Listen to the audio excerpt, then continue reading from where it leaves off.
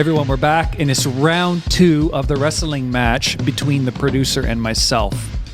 If you missed the first bout, you need to go back and check out the YouTube video. It's going to be an excellent second discussion about wrestling on Kingdom Speak with Pastor Daniel McKillop.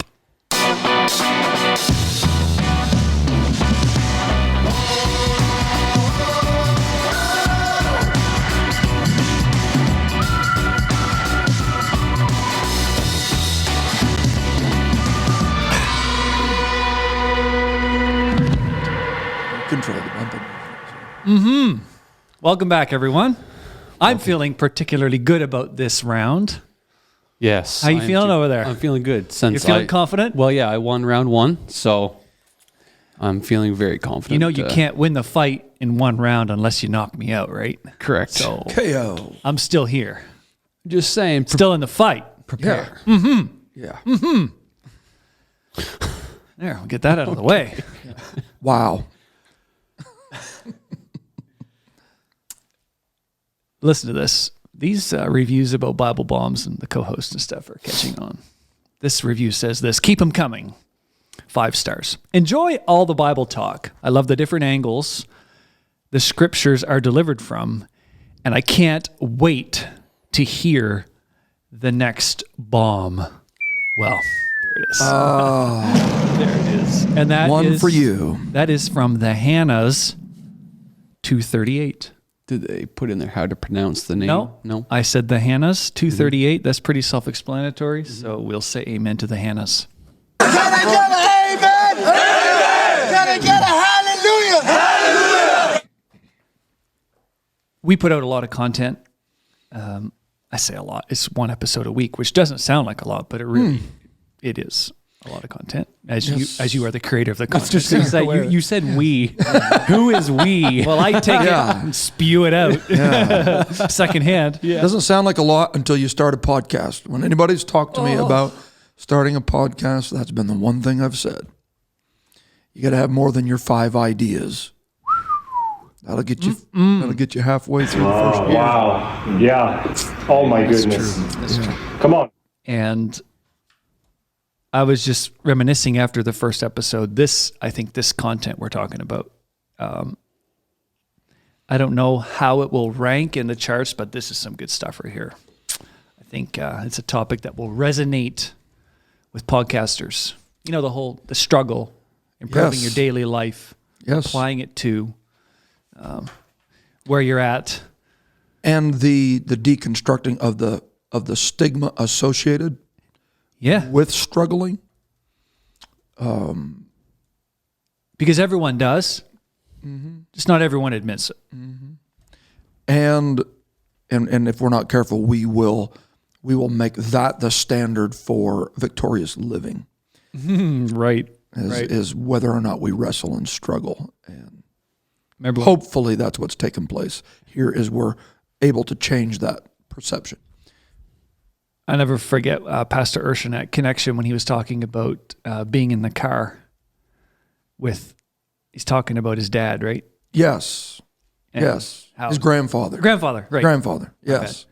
Okay. That's how memorable it was. I didn't even remember it properly. Yeah, I'll never forget what he said. I mean, it was 3 a.m., okay? Yeah. It was 3 a.m. Yes. So we're recording at 3 p.m.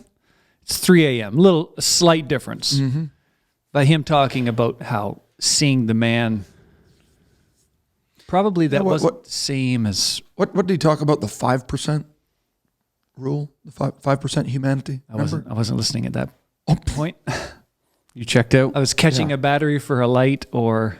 Every leader has at least that 5% of that human element. When I'm saying human, I mean the humanity of every leader is much greater than 5%, but the 5% of that bleed over that you really don't want anybody else to see. You know, that's that was something that really stuck out to me when he made that statement, was everybody has it. And you have to embrace that. You have to embrace it. There's a lot of discussion in the last episode started to get around Jacob. Yes. And that's when you say wrestling, I think That's where everyone's mind went to. Sure it is. We're going to say. Sure it is. We spent a lot of time talking about Jesus and that, but we sort of ended the last episode, if you remember, way back to last Friday. Mm-hmm. We were just starting to get into Jacob and all of that. The fact, and I think the takeaway from that is that was the birthing ground of the people of God. That is where Israel came from, is a wrestling match. Mm. So the people of God know how to strive with their God, but not get out of place. Mm-hmm. And they take their identity from it. Yes, their identity and their purpose is derived from those one-on-one encounters with God, so where you empty yourself out by crossing the brook Jabbok, and you tangle with God. You wrestle it out. So if you're going to be an Israelite, you are part of the wrestler's pedigree. You come from that bloodline of That's you have to have tenacity if you're going to be a child of God. Because you'll be given all kinds of opportunities to quit because the day is breaking.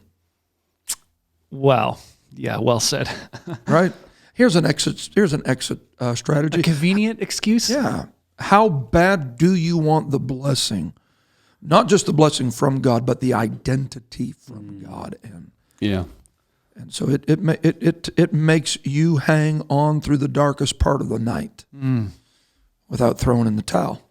And that becomes the earmark of the people of God. Those people that know how to just hang on.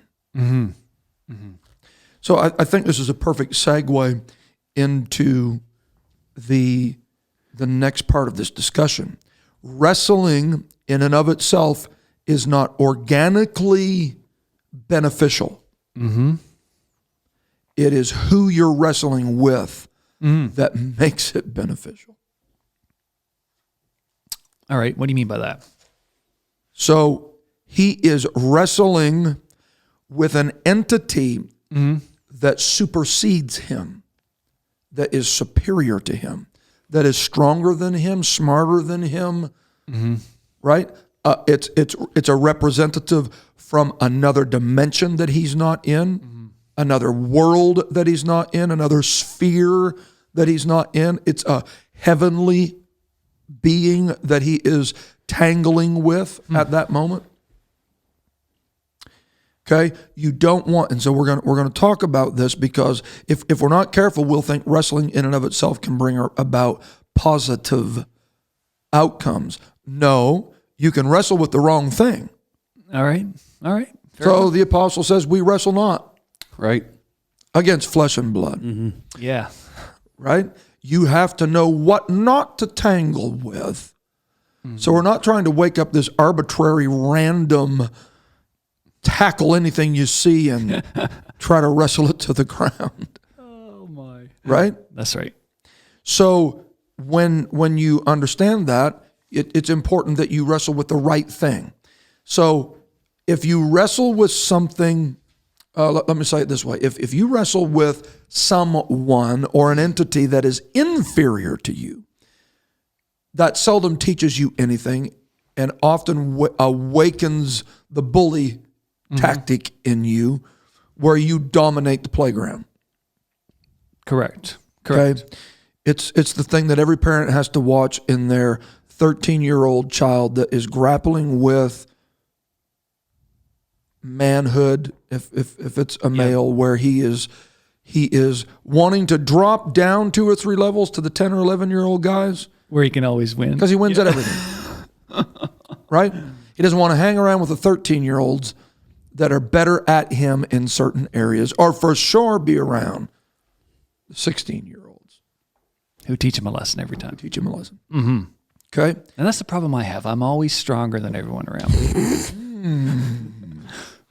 Looking your direction. With what?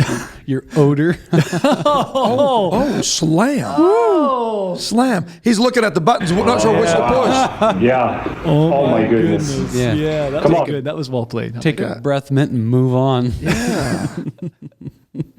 We've said this before. You've heard me say this before in teaching and probably on the podcast. If you're always the smartest person in the room, you're in the wrong room. Absolutely right. Change rooms. Absolutely right. Right? You need to be around someone that can challenge you, inspire you, even within reason, in a healthy way, instill fear in you, intimidate you. Not because they are intentionally intimidating, but because you within yourself recognize the greatness that they possess, and it makes you go, wow, in a good way. Yeah. Right? Yep. This is demonstrated in the life and in the wrestling match of Jacob and the theophany that he's wrestling with. He was wrestling with something stronger than him. Right.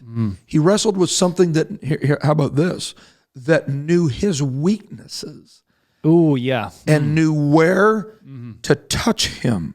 Okay? This is a fascinating part of the wrestling match between Jacob and that angelic being, is that he knew, boom, I'm going to touch him in the hollow of his thigh, because this is where he is susceptible to throw. It throws his balance off. And it's at that moment that let me say it this way. He touched him in a way that Jacob had to lean into him. All right. Yep. Think about wrestling with only one good leg. Oof. Yeah. It definitely impairs you. Yeah. So when you're wrestling with God, he knows how to touch you, to throw the weight of your argument, the weight of your question, so that you're no longer standing on your own understanding. Did you see what I did right there? I saw it. Yeah. Okay. But you're leaning. But you're leaning. Right. Oh, wow. Yeah. Oh, my goodness. Come on. Boys. Okay, so there is a scripture. Proverbs 3:5. Trust Yes. in the Lord with all thine heart, and lean not unto thine own understanding. This is what Jacob is experiencing at that moment. I'm wrestling with you. You have power, because at the end of the wrestling match, he said, man, you have power with God, you have power with man, and you have prevailed.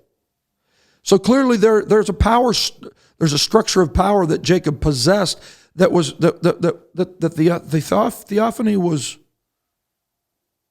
embracing and recognizing, but still had the dominion over him to touch him in a way that really shifted the balance of that wrestling match in the favor of the theophany.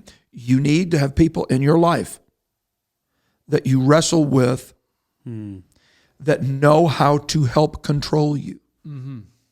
Yeah. Now, before we move on into those thoughts, do you think that was a supernatural, exclusive touch, or do you think he physically... I think if you read any Jewish background to this, he goes on to say that's why they don't eat the sinew anymore. I think there was a literal transformation to the physical walk of Jacob. He limped. Even when you get to the end of his life, he's still worshiping leaning on his staff. Yeah. It forever marked him. There is a gate to Israel that Jacob never had. It comes with the blessing. And can you handle that aspect? If I'm going to bless you with this, can you handle having to walk like this to get that? And that emerged from that wrestling match. Right? Sure did. So you were starting to talk before I interrupted you about wrestling with someone who could make, I think you called them like life-altering or physical, wrestling with someone stronger than you, and they can change you. yes. And for the greater context, God obviously fits that bill, but I really think that I think it's even important to have women in your life that you have that respect for, that when you share something with them, they can go, oh man, that's listing a bit too much to the left. You need to adjust that. Okay? A fear, and sometimes this is driven by insecurity. A fear can be, tagging back into last week, we're scared to say why, or we interpret why to be questioning rather than asking a question. Then we go, I'm not sure. We get unbalanced because we won't enter into the foray of that wrestling truth out. Truth emerges That's right. by engaging in this wrestling match. So I can remember doing this with my son. I would, he's an only child, and so he's barely able to stand up, and we begin the process. I can remember setting him up on the bed, and we'd push back and forth, and I'd let him hit me, and then as he grew 2, 3, 4 years of age, we had this time where we would share punches, if you will, and I know that sounds more aggressive than what it really was, but what I wanted him to be able to calibrate was his own strengths. That's right. Okay? Yeah. This was not about me being able to dominate over a 2-year-old. Like I should be able to do that. Yep. You know, I'm 31 years of age. Oh, that's right. Yeah. I should be able to handle this argument. Absolutely. It was about him being able to accurately gauge that if he swings and hits me in the abdomen, it's okay. But if he swings and hits me in the face and knocks my glasses off, that's a bit much. You probably shouldn't do that. Right? That's right. Yeah. So I can sit down all day long and try to talk to him linguistically and share with him that, you really shouldn't hit people in the face. You shouldn't. But yet, throughout the process of bantering back and forth and in a playful, controlled setting, we get physical with each other. He realizes, oh, this is playing and this is pain. Yeah. Right? That's right.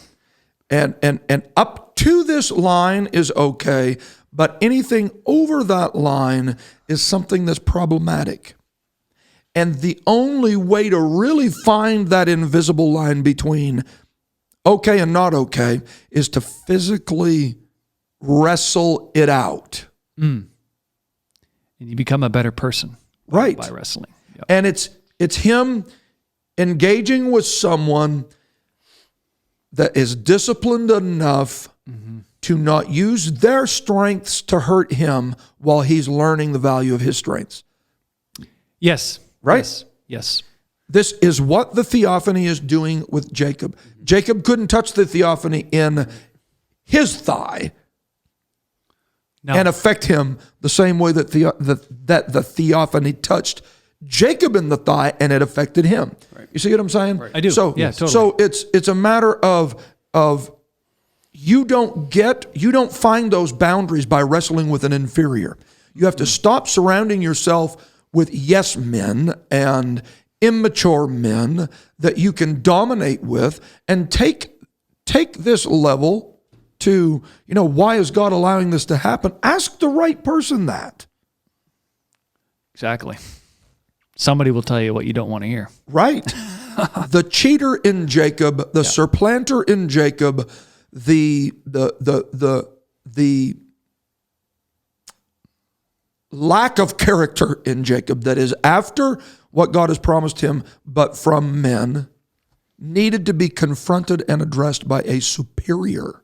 Okay? Wrestling with Esau wouldn't do it. He Wrestling with tried his- that. Yeah. Even with his Right. parents. Right. Tried all that. Right. So here he is face to face alone, wrestling with that being. And I really think, although we don't intend to get off too far in this definitely has an impact on how we raise kids. Child discipline is greatly affected by whether or not your child, you've spent time with them, helping them discover the line between far enough and not and too far. Being the superior voice in their life Yes. above them. Yes. Instead of just allowing them to work things out amongst their peers. Yes. Right? Yeah, I Yes. can totally see that. I remember going to youth camps and supervising youth camps, and man, the new kid on the block was always under the barrage of pillows as the pillow Initiation year. Yeah. fights. But you could feel it when it switched, Yeah. where it was like, oh, okay, Yeah. that's too far. That's too much. No, same pillow, same action, same swinging, Different attitude. but a different attitude. Yeah. No longer asking the question, starting to question now, Yeah. right? And maturity emerges from those moments. Identity Yes. emerges from those moments. Yes. Children that know who they are emerge from those moments. They can learn some things from siblings, some things from peers at school, but really it takes tangling with someone who has authority, someone who has strength to really get to the bottom of it.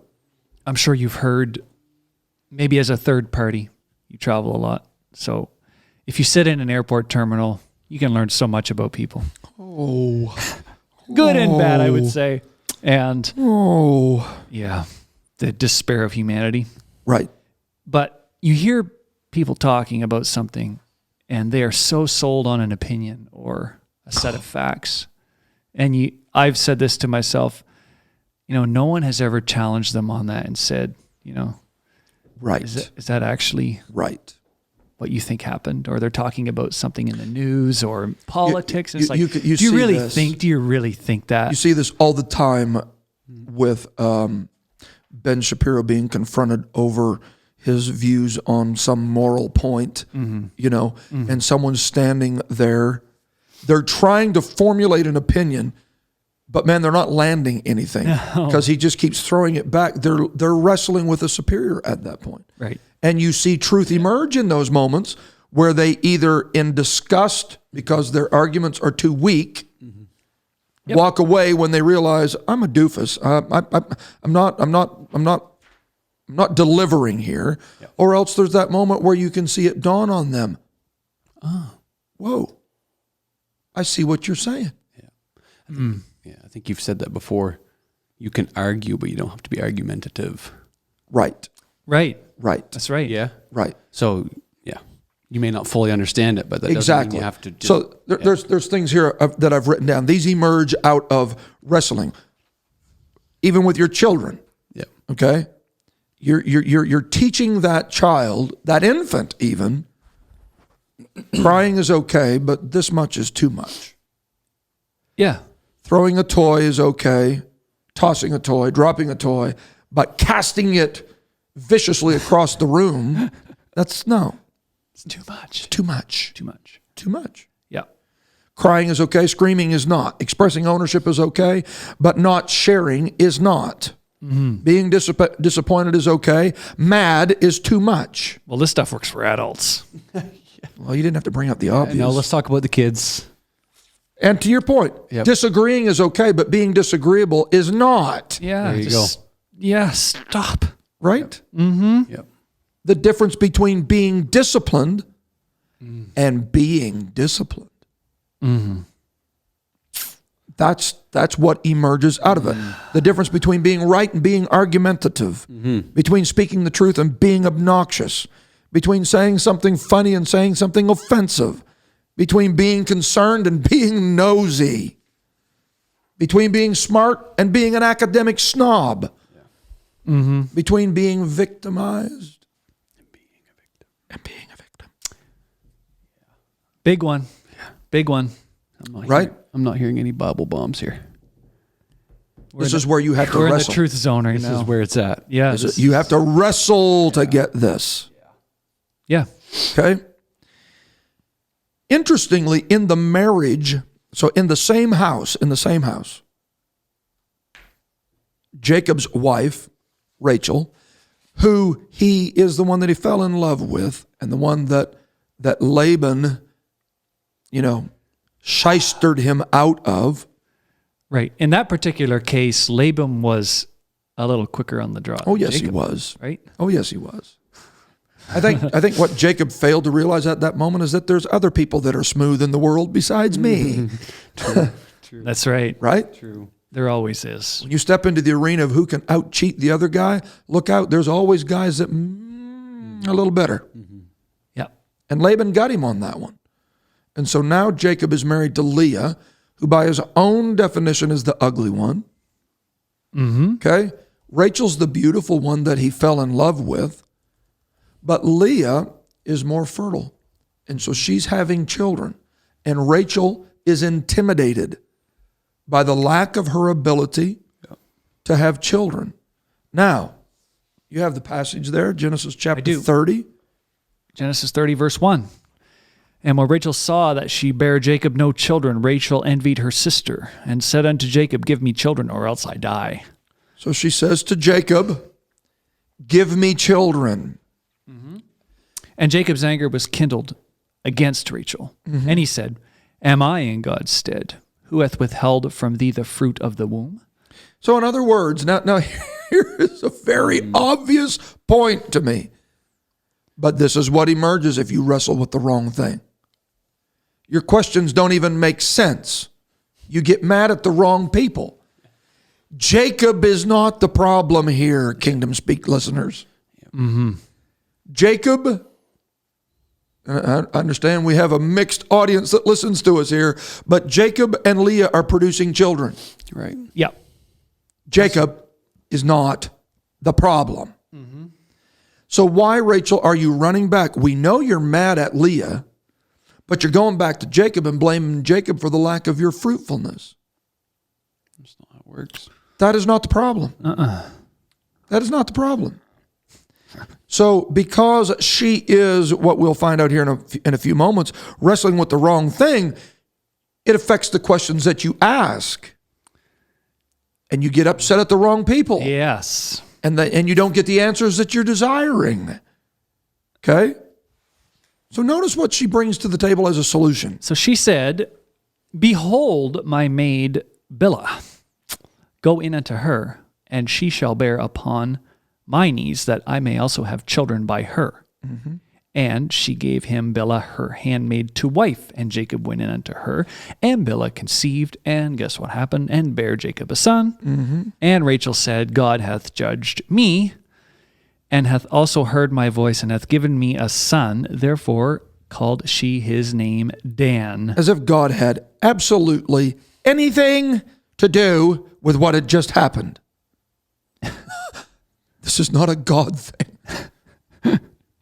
All right. And Bilhah, Rachel's maid, conceived again, and bare Jacob a second son. And Rachel said, with great wrestlings have I wrestled. And Rachel said, here we go. With great wrestlings have I wrestled with my sister. And I have prevailed. Notice the terminology now. Yes. What a win. Prevailed. What a win. And she called his name Naphtali. I have wrestled with my sister, and I have prevailed over my sister.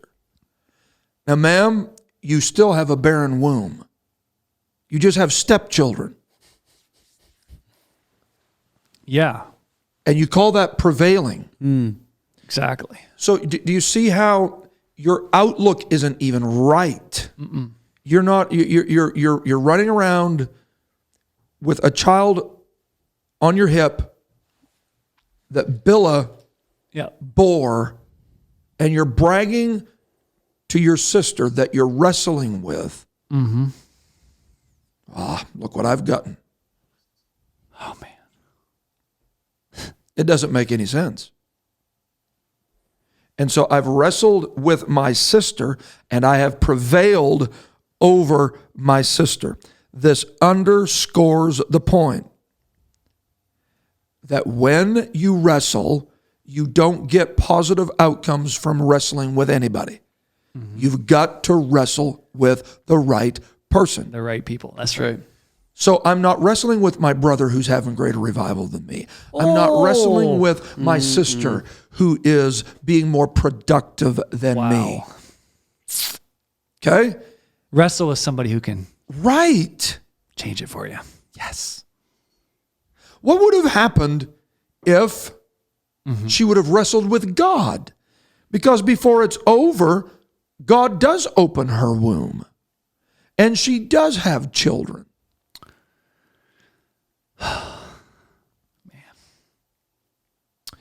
Let's not apply this to our lives, though. It's just...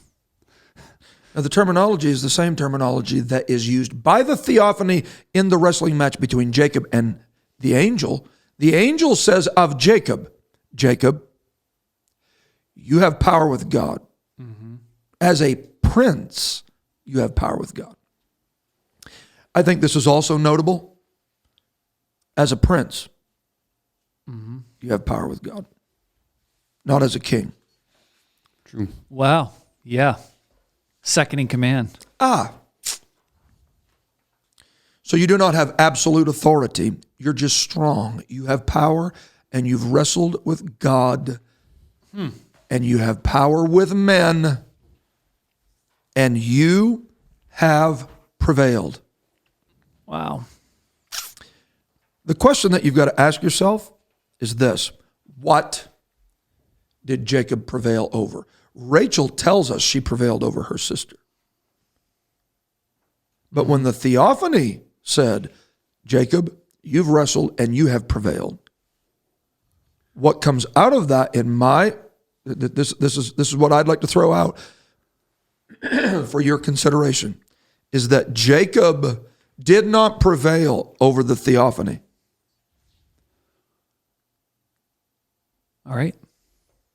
Jacob's the one that left limping. Well, yeah, he clearly didn't win.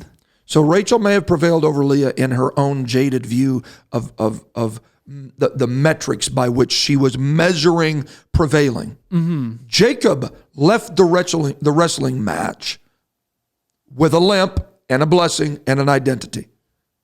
Okay? So what I think Jacob prevailed over is Jacob. Woo! Think about that.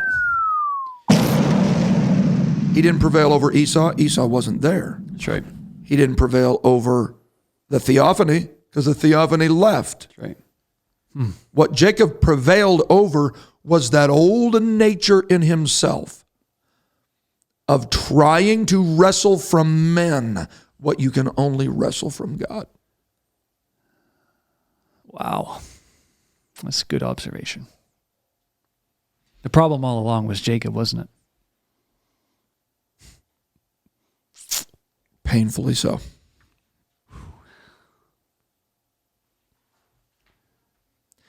So it's like Rachel emerges from the kindergarten class and goes, I dominated over them. Well, good for you. You're 14. You should dominate over the kindergarten class. The fact that you won the spelling bee Yeah. with the kindergarten class and you're in junior high is nothing to brag about.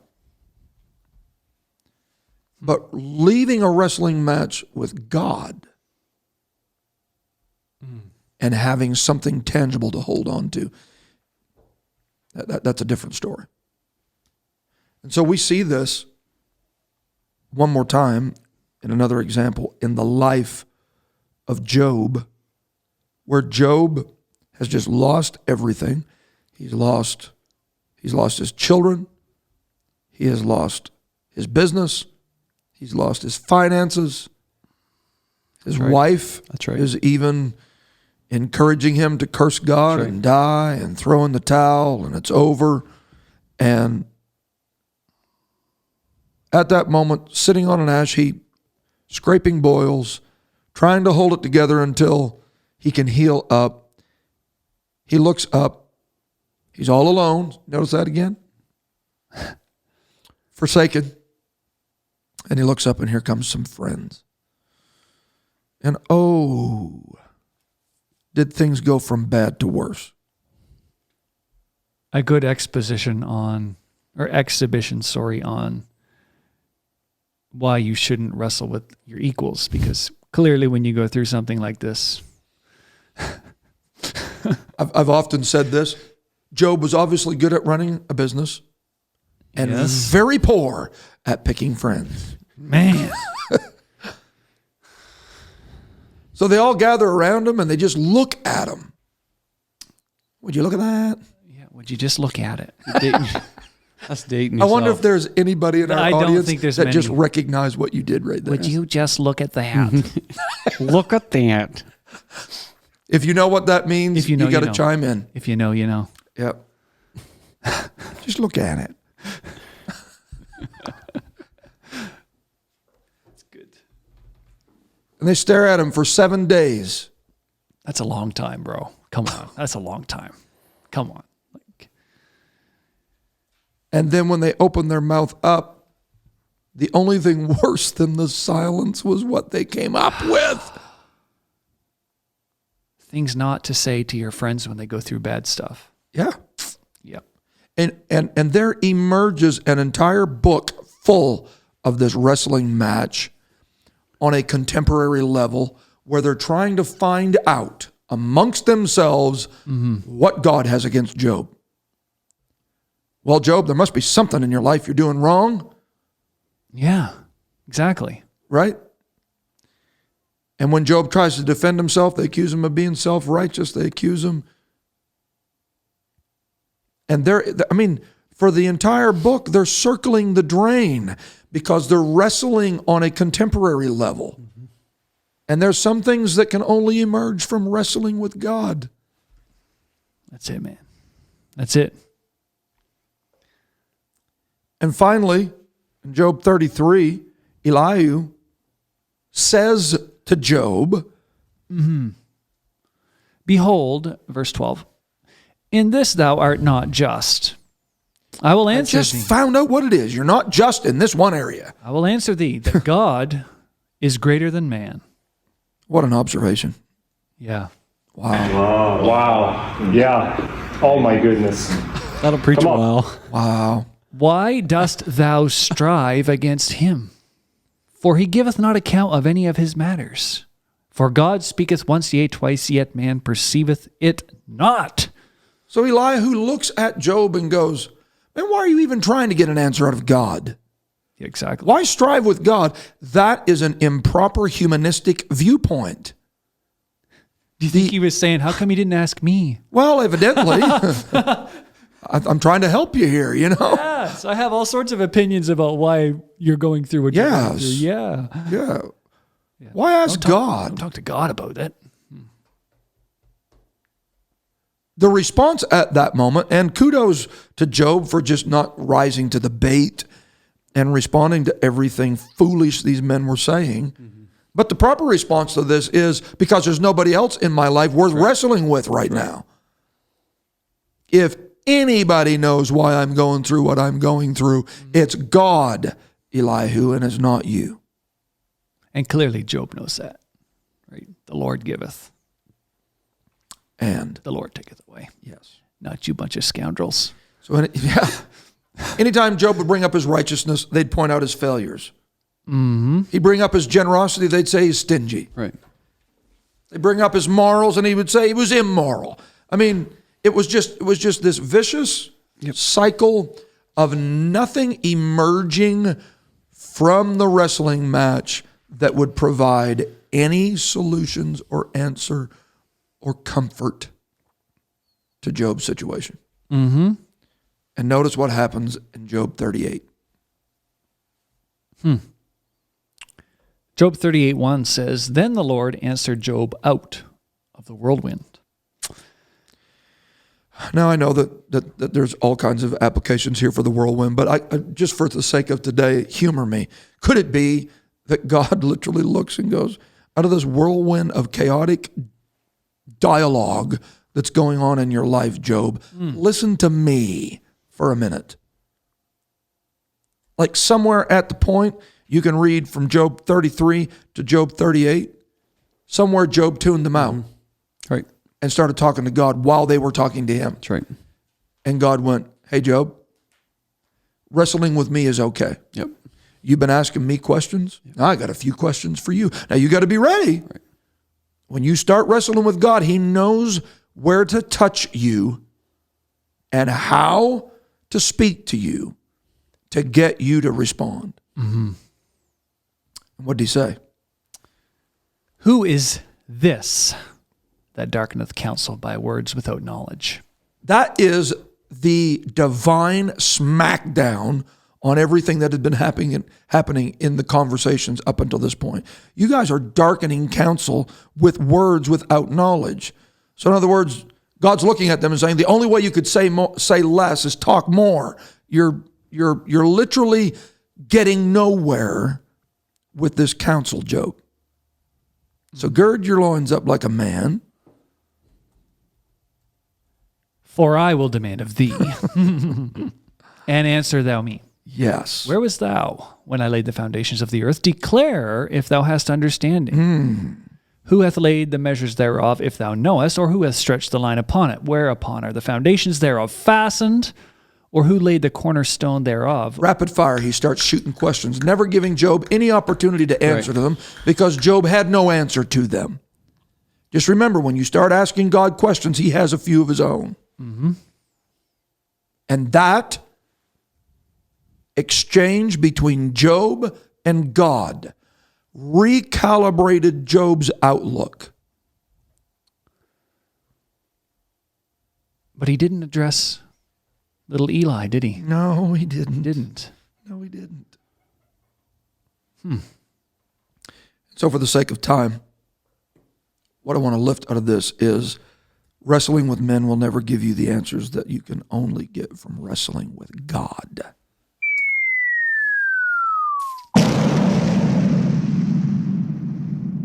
So obviously Job had been wrestling with God with those questions. You know he had. God was answering him. Obviously. God was answering him. Obviously. And at some point we have to be confident enough in who we are, preachers, that if someone asks us a question and we don't know it, we just say, I don't know. We don't have to pontificate and try to come up with some reason why this particular person has cancer or this person has been going through this or why financial hardships have come on this person. Let God answer them out of the whirlwind. There really are questions that you can't really come up with an answer. Right? So wrestle with God in those moments. Yeah. Get on your knees and wrestle it out of God. And be ready for him to say, I've told you all I'm going to tell you. Or be ready for him to ask you whatever questions he wants to ask you. Yep. Now here's the landing point for everything that we've talked about these last couple of weeks.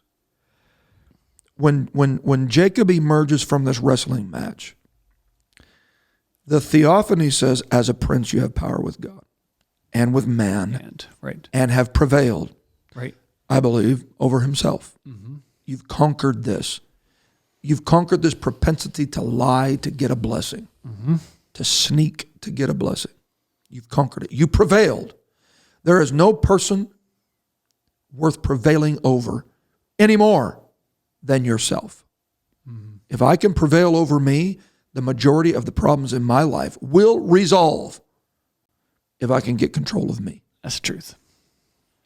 Okay? That's the truth. And so if I am willing, going clear back to the beginning of last week's episode, Jesus asked why. It's okay to ask why. It's okay to wonder, why am I feeling abandoned in this process? Why am I feeling isolated in this process? Without adopting the victim mentality of, why am I going through this and why me? No, that's an entirely different approach. If you're willing to enter into the foray of wrestling that out of God, guess what happens? Paradise emerges. You're right. Jesus did not get delivered from Calvary, but as soon as he said and resigned to it, it is finished, and he breathes his last, he's immediately in paradise. How do you know that? He looked and said to the thief, today, that's right. Today, you will be with me in paradise. It is not the will of God that you live a life that is in a permanent state of wrestling over something that has happened to you or something that you've did or something that you're going through. But you have to understand, stick with it till the dawn breaks.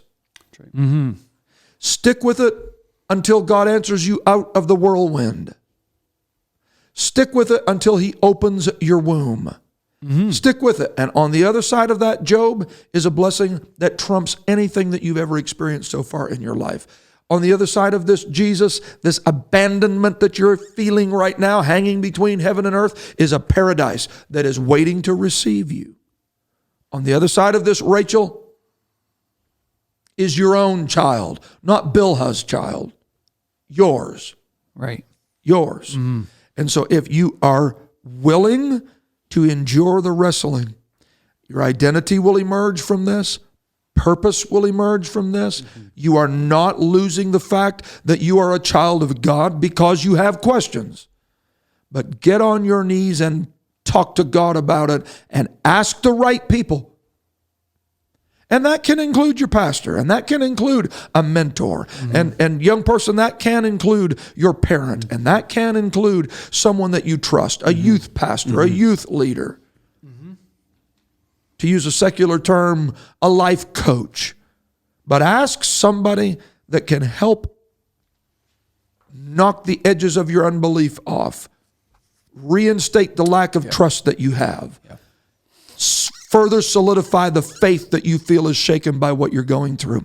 And if you'll continue to wrestle till the break of dawn, you will emerge as Israel, not Jacob.